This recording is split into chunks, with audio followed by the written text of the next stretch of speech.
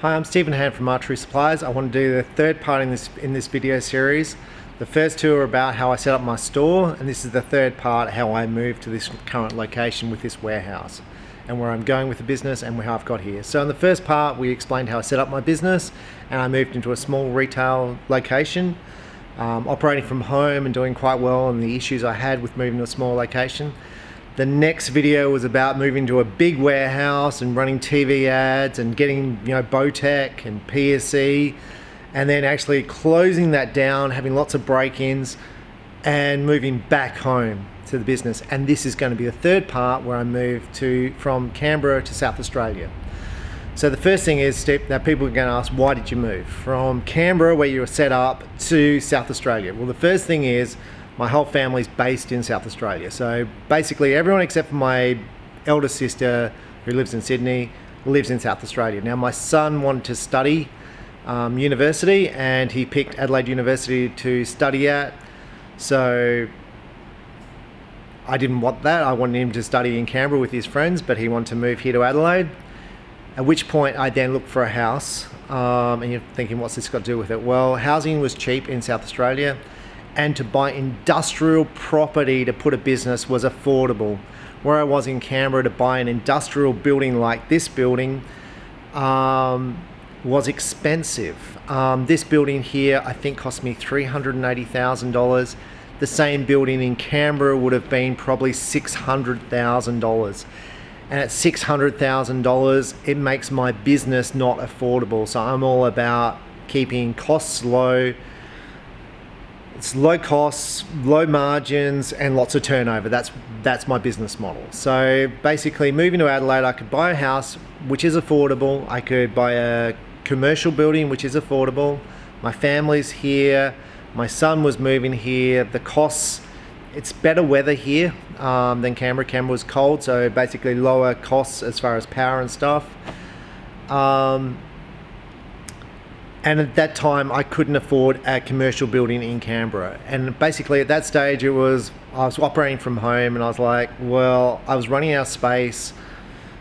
And while I didn't want to expand, I was kind of getting pushed that way because my sales were increasing. So basically, hence to buy a building. So we moved everything over in a truck, and then I had to make 4 more trips back to Canberra to grab more archery gear. We hired a warehouse in Lonsdale, which is where we're situated right now. And if you're happy for me to guess, I think my rent was about $600 a week on the actual commercial building. And it was about half this building size here. It was $500 a week, and it had 2 car parks was all that was allowed. So I couldn't have actually customers come there. And all I did was wholesale and internet sales. Which was fine. I worked 5 days a week, and we were busy. We just had shelves up, and hopefully I've got some pictures of that warehouse for this video. And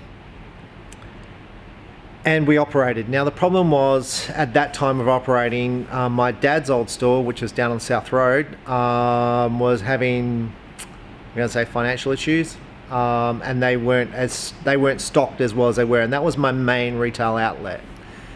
And it became clear to me that I needed a retail outlet for these bows and for all the brands I carry, because the store down on South Road was not carrying the range which I carried, and I needed that store to have all these products in stock. So at that stage, I was looking for commercial buildings, and I wanted to keep the cost down of the commercial building at what I was paying for rent. And actually, I was looking not at this building, I was looking at cheaper buildings because I tend to be a bit of a tight ass. I was looking at buildings about half this price. So I was looking at about $200,000 to buy a building. And my dad basically said, that's stupid. Just buy this building, it's twice the size, it's got a massive car park, you've got heaps of car parking, then you don't have the issues. Where I actually wanted to go small, just get it up and running, and get some retail customers happening, basically reduce the cost of my rent down, paying a mortgage, and basically be there for about 2 to 3 years. That was my plan at that stage before expanding to a bigger warehouse. Now, I costed the price of this warehouse. This building cost me $380,000. The interest payments was about $500 a week, which I was already paying in rent. Okay, so I was like, well, that works. It's the same price as I'm already paying in rent, but it's twice the size, big car park, lots of car parking, better location. And it's a concrete building, so it's very secure. When my other building was like tin, not so secure. Better insulation, so I don't have problems with heat and stuff. So that's how I ended up buying this building. So when I purchased the building, we then fitted this building out, as you'll see, with slat wall paneling, which we got from China. I purchased it from China in a container. Now the sheets you see on this wall and around the building, they cost from shops in South Australia and Australia, they cost about $130 a piece. I think I got them for about $30 a piece from China delivered to me. I had to fill a container full, but it made it affordable. To fit this shop out was unaffordable from local suppliers. So you'll see the counters I have in my shop, I think from China they cost me around $100 each. Local suppliers I was looking at, before I was looking at around $1,000 a unit. And as you'll see in my shop, I've got heaps of units here, so it was a no-brainer. I had to go to China. You run the risk of going to China, you run all sorts of things, but it's what I did. So I paid someone to fit this store out, to fit all the slat wall to the walls, to set up my storage area where I've got bows, and to build an upstairs area where I stored all my stock. So I paid someone to fit this all out, the building, while I continued to run my store at the other location. It took about 3 months to fit out this store, at which stage then my rent was up and I moved into this building. So I had 2 lots of rent occurring at the same time. Now that move to me has been very successful because, like I said, the rent was the same, but I've moved into a building twice the size, heaps of car park, which we're now putting shipping containers into for more stock. So it turned out to be very beneficial to me. The location was good. I didn't have the issues of renting from an owner, because if you rent from people versus own, you can have issues with the landlord depending on who the landlord is and what they're like. So when you rent from landlord, every year they put up the rent, or if you take out a loan from the bank, your actual payments will go down every year because you're paying off the principal. Okay, so I moved. So when I was here, I was like, I'm competing against the 2 Hoyt stores, and I'm the PSE store now. I had a lot more stock than the other 2 stores, and I was Gold Tip. Gold Tip did really, really well for me. My internet sales were good. My wholesale sales were good. And I thought, what about adding Mathews to my lineup? So I phoned up the Mathews agent, So I phoned up the Mathews distributor. When I say the Mathews international sales agent, and I said, look, I'm interested in Mathews. How many bows are being sold in Australia? What can we do? How many will I sell compared to PSE? And he said to me, you will sell 10 Mathews for each PSE. That's based on stores that exist in America which sell both PSE and Mathews. And I went, Jesus, that's amazing. I can't imagine selling 10 times as many Mathews as PSE. He said, no, you'll do it. He said, Mathews is big. Now, Mathews in Australia to me was a small brand. There was none being shot in my state. It was an unknown identity to me. I know it was big in America, and I know there's stores which are big with Mathews in America. Mathews pays lots of top shooters to shoot Mathews, and they've had success on the world stage. That's what I knew about Mathews. So I was like, okay, now I was getting into Mathews at the end of the year, and that's when Mathews was about to release their new bows for the next year. And I said, well, I don't want any bows that are not going to be made for the following year. So just give me bows that are going to be made for the following year. And I think I placed an order of about $80,000.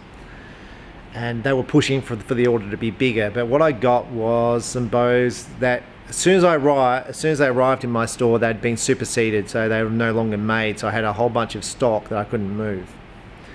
And I mean, they were a nice bow to shoot Mathews, but every bow was modules, so you needed modules to sell them. And they tend to be aimed at the top end of the market. Now Mathews do have the Mission line, which I had as well. But what I found when I got Mathews, first thing when I got Mathews was my international sales guy was fired. So I was like, I don't know what's going on here. Who's the new guy? Now the other thing that happened when I had Mathews was the other distributor in Queensland started dumping stock at below cost prices. So basically I didn't pick up I think I may have paid dealer price instead of distributor price, and my wholesale was not competitive for Mathews. I was getting hit, my retail wasn't competitive with Mathews, and I was getting hit by this distributor dumping products.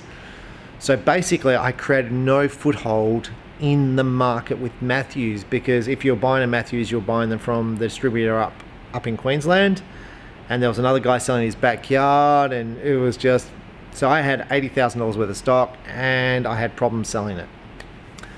So it was a really bad thing. PSE still selling really well, and I did sell a few Mathews inside my state to customers, people who tried them, but it definitely wasn't in the vicinity of 10 to 1 like Mathews told me. Now, so I went back to Mathews and I said, well, can you tell me how many Mathews is selling in Australia? Because I'm trying to gauge how big it is and what's going on here, and I don't understand why this distributor's flogging this stuff so cheap, and I'm not even competitive on price, right? And they're like, well, we don't know. It turned out I wasn't buying at distributor price. Now, the year later, Mathews did offer me distributor pricing for Mathews, and my pricing was then competitive. But I think at that stage, I'd lost. Dealers were not buying Mathews off me because they didn't go and check the pricing again, because my price had actually dropped on Mathews to dealers. And I literally picked up no dealer network with Mathews. Dealers were not looking at Mathews because they was being sold cheap. It's being sold by people in the backyards, and there was just no push for it in the Australian market. None of the top shooters were shooting it. It was struggling. Now Mathews do advertise in magazines here, and I just found I wasn't getting I was just struggling with selling Mathews, especially the top end, and even the bottom end I was struggling with. I was struggling with modules to adjust the draw length for shops. When I say struggling, that shops buy PSE because the bows are adjustable in draw length, and they can sit it on the wall. When a customer comes in, they can sell them that bow, and then they buy another bow. With Mathews, it's modular base, and then a shop would have to store the modules. So I really didn't have the success with Mathews that I had had in the past with PSE and Bowtech, which was really unfortunate for me. Now, the following year, Gold Tip, which was my number one brand of arrow shafts, and I was selling heaps of them, had started supplying to my dealers directly, which undermined my ability to wholesale the products. But I suppose they were happy doing that. Anyway, another store went to Gold Tip and said, we will sell twice as much Gold Tip that has been sold in Australia if you give us the exclusive for Gold Tip in Australia. At which stage Gold Tip said, you beaut, we're going to sell twice as much Gold Tip. And I think part of the thing of that was that they sell to a whole bunch of gun shops, and gun shops will put Gold Tip into their lineup. What happened with Gold Tip was the pricing went up, and shops just dropped that brand overnight. They just dropped it. They just said, well, we're not selling that product. Even though it was, I'm going to say, price controlled in Australia, they said, well, this is the price you will now sell Gold Tip at. It put Gold Tip at a too high a price in the market compared to Eastern and compared to its competitors. So literally Gold Tip just dried up overnight. 1 year later, the sales in Gold Tip in Australia were less than, I'm going to get this number wrong, less than a third of what I sold. So sales were less than a third of my sales. So that distributor then said, well, we're not interested in selling Gold Tip. We didn't have no one buy from us except for me. And my sales had dried up of Gold Tip. So then Gold Tip started supplying dealers direct, and I think to this day Gold Tip is still struggling because it supplies to dealers direct and no one's really stocking the product. And I think they probably sell at the same price to everyone, and hence there's no one really stocking it, and I think it's struggling in Australia today. I don't think it's ever recovered. Now, in the same time that gold tip cut me, I was like, well, what am I going to do? What brand am I going to pick up? So I jumped on forums, and I started asking my friends in America who own archery shops, what brand of arrow should I pick up? And it hurt me losing gold tip. I mean, my dad had just died, literally at Christmas, and I lost gold tip in March. So 3 months, 10 weeks after my dad died, I lost his brand of product in Australia. And I was like, you're freaking joking me. Anyway, that's okay. Like, gold tip's fine. It's their choice. So I went to dealers in America. I said, what brand of arrow should I pick up? Because I can't pick up Easton, because Easton won't deal with me. I've lost gold tip, so I've got no brand of arrow. I've got Carbon Express. Now, Carbon Express sells to a whole bunch of dealers here, and it's kind of struggles in the market, and it struggles to make an impact. Anyway, dealers said to me, look at Victory arrows. They said Victory is a very good brand, and it's really good. Now, I was also looking at Black Eagle, and I did contact both companies, Black Eagle and Victory, and Black Eagle, I think, had a dealer in Australia. I can't think of who it was, but I'm pretty sure they do have a dealer in Australia, but it's a pretty small store. And Black Eagle didn't want to do an exclusive with me, and I only wanted to spend big on one company. I wanted to go put my money in one direction and hope it paid off, rather than splitting it into two. So because Black Eagle wasn't, I found hard to talk to. Like, they spoke to me, but they'd take 2 weeks to do it. Where the Victory was bang straight back to me, and a lot of toing and froing. And when I say toing and froing, I can say, look, how much are you selling in Australia? This is how much I sold with gold tip. This is what happened with gold tip. I got cut. And while you think, oh, you got cut for low sales, actually it happened worldwide. Gold tip cut their dealers worldwide, and they gave the distributorship to their gun manufacturers, to their gun distributors, instead of their archery distributors. So it happened worldwide, and people knew this. So it was a thing worldwide. It wasn't just me. Anyway, Victory and me came together, and we kind of agreed pricing, and I got my first shipment of Victory, and it sold like that. And I was like, thank you. I was just like, oh my God, this is so good. Now, from your first shipment, you never know how a product's going to be. You don't know how it's going to be dependable, reliable, how people are going to find it, how it's going to whether a price point in the market well. And with Victory, the 245 arrows, which is a standard carbon arrow, priced under gold tip by quite a while, and it priced really well against Easton, and I had instant success like that. Shops picked it up, and what I did is I dropped these arrows into shops, and I said, here you are, try this out, try selling them and see how you go, and let me know. So basically I just gave them some arrows and gave them some shafts and said, see how it goes, and see if you want to replace whatever brand you're carrying with, Victory. And they did. They literally picked up Victory, and they had success with it. Customers had success. The price point was really good. The margins were fine, and there wasn't a big range to carry. There was basically 245s, 204s, and the 166s, which is the VAPs. And people had instant success. Target archers had instant success with VAPs. They were really well priced in the market, and it was very, very successful for me. So even though while I lost gold tip, which was hard, my sales in Victory just were overnight there. So I was like, geez, that went well. So that went well. Now at the same time as I'm doing that, I'm buying from a company called Toe Point in China. I actually lost the Toe Point distributorship. I don't know what happened. He stopped talking to me. So I went, who am I going to buy my cheap Chinese bows from? So I contacted a few suppliers and got pricing. Anyway, I contacted a lady called Hannah at Zhangxing, and she gave me pricing, and we worked out stuff, and I started getting shipments in, and it went really well. So that was good. And she ships in products to me by container. It sells well, so that's good. Now Toe Point's back online with me, and this is part of business. You don't take stuff personal when you lose stuff or when you gain stuff. It's all part of the thing. Now you're going to say, why are you saying all this? For me, it's like, what do I want in a store? My dad's business model was to stock very little and to have high volume of that item. So Dad did not have a big range of items. He had lots of marten, and he sold 90% Martin in his store. He then added PSE and he switched from Martin to PSE, but 90% of the bows he sold in his store were PSE. And that's what he concentrated in. With me, I wanted to have a whole range of everything, and people come here as a one-stop shop. I wanted this to be like a supermarket. That's what I wanted to create. Much harder to run a supermarket with small volumes that exist in Australia than run a specialised store only stocking like PSE or one other brand. But that's the model I wanted to create. So with that, I was like, well, what do I want to do next? And I thought, what are my competitors? So I look at what's selling overseas and I look at what's selling in Australia by my competitors.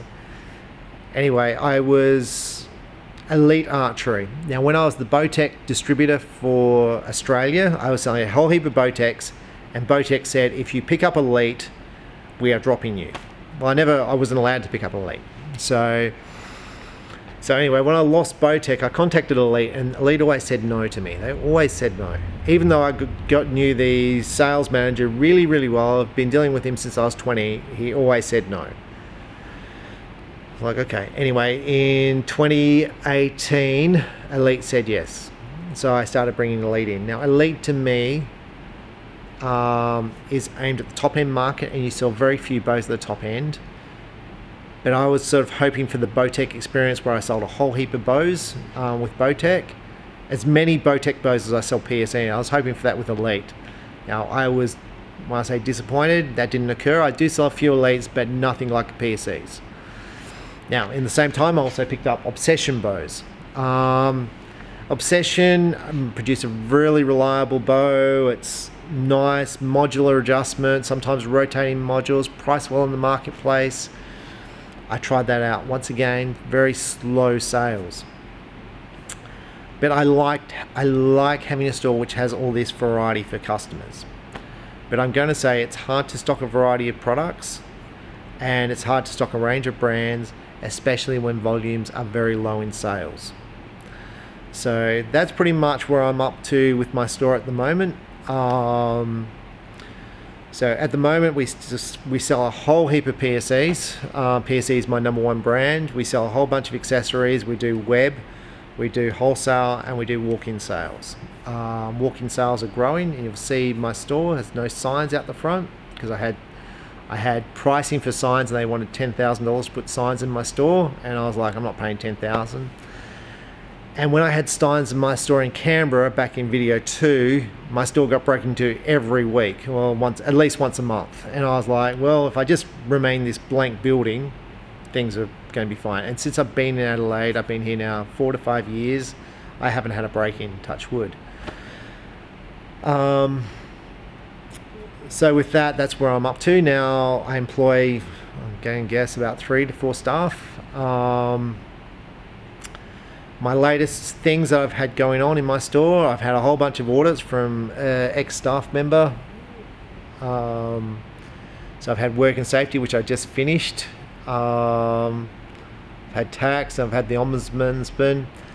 And that's all about basically knowing how to run a business. So it's all very well to buy all this stock and, you know, to sell bows and to teach people how to shoot, but you've got to know your legislative responsibilities under the legislation, which is really hard when you struggle just to manage your business, as far as buying, selling, managing the bank accounts, managing how much you're buying and how much you're selling.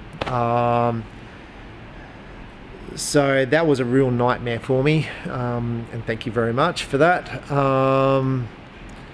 But yeah, that's all over and done with now. So depending where you run your business, if you're small, to get to here, but if you're small and you just run by yourself, you're not going to have those issues, because you're not going to have people calling in work and safety on you because you don't employ people.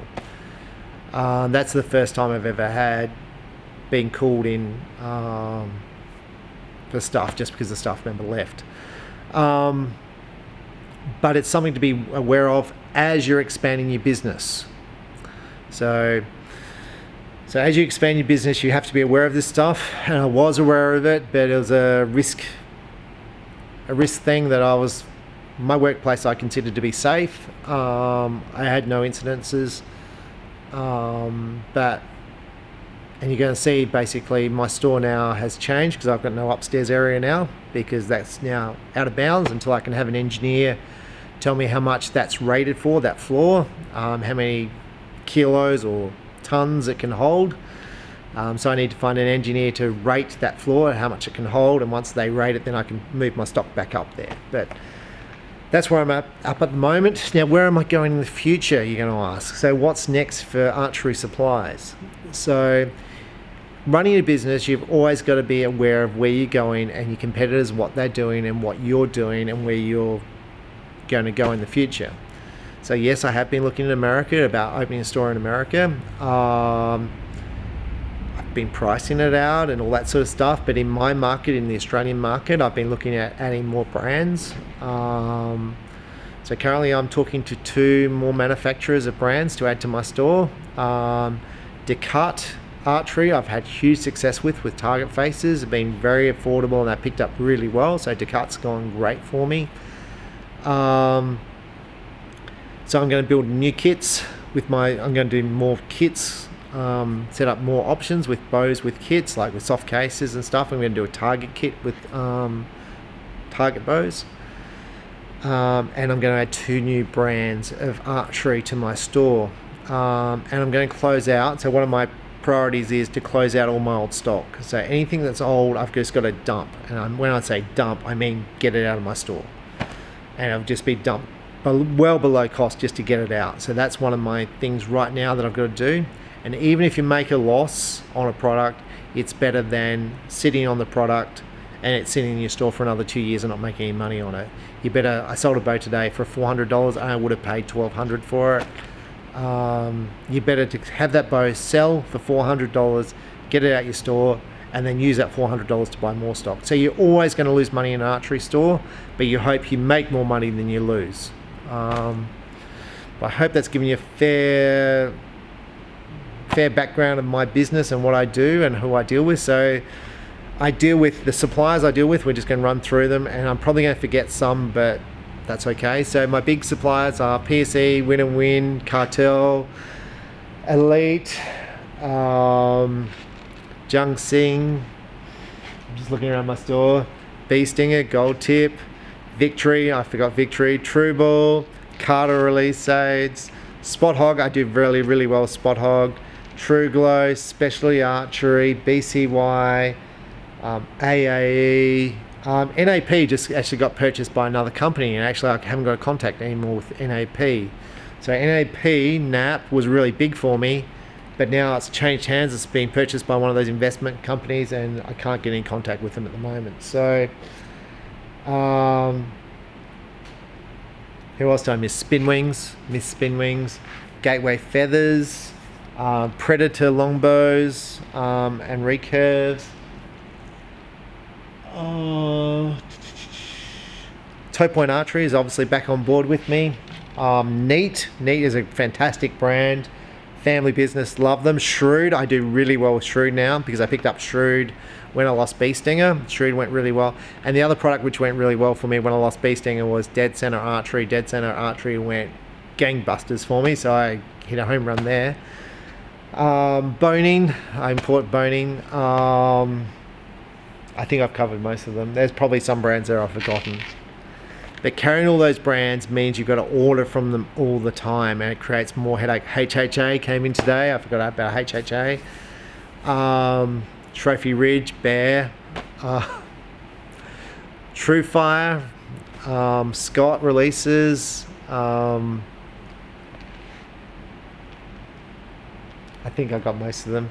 So they're all brands I buy from. So if you're going to start off a business, start off small, concentrate on big volume items, QAD, RRS, Trophy Taker RRS, Obsession Bows. So basically I'm ordering with these companies literally all the time. So anyway, so start off small, keep your costs low, and always be very cautious of spending money. I'm going to do a whole another video on advertising and sponsoring shooters. Basically, be always, when you give away a product, you want to ensure that you can get that back. As far when I say get it back, that it's going to generate money for you. So I do sponsor a lot of archers. Some are okay and some are not okay. And when I say not okay, you do not cover the costs of sponsoring them. So, but you hope that their presence generates income for you. But you've got to be aware of it and monitor it, because it's no use giving away $1,000 and then not having $1,000 come back for your hard work, because otherwise you're just burning money. And this industry is not high margins, it's high volume and low margins. So you've got to be well aware of your costs and keep your costs down low. That's in my opinion. I do not know a business in archery which has got high margins and is successful. I don't know one. So it's generally low margins and it's high volume, high turnovers, and try and keep your costs down. So, and that goes from manufacturing to retail to wholesale. All the shops tend to be the same. In that regard, you've got to just go keep your costs low.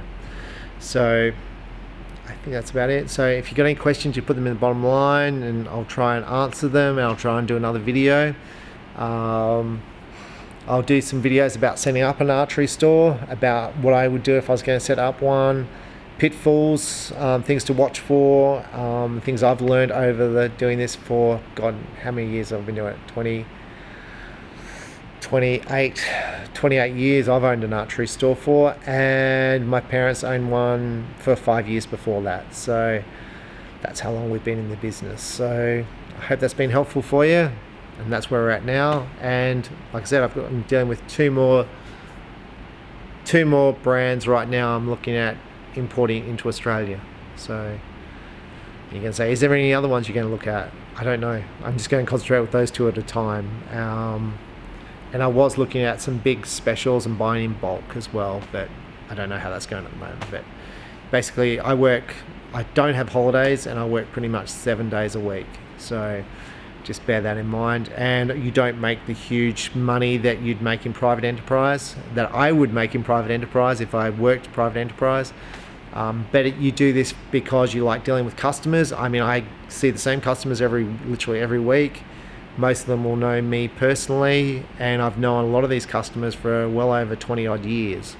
And you build up a customer base. You may not remember their names because I'm terrible with names, but a lot of them you do know personally. You've known their whole life histories. You've seen them have kids.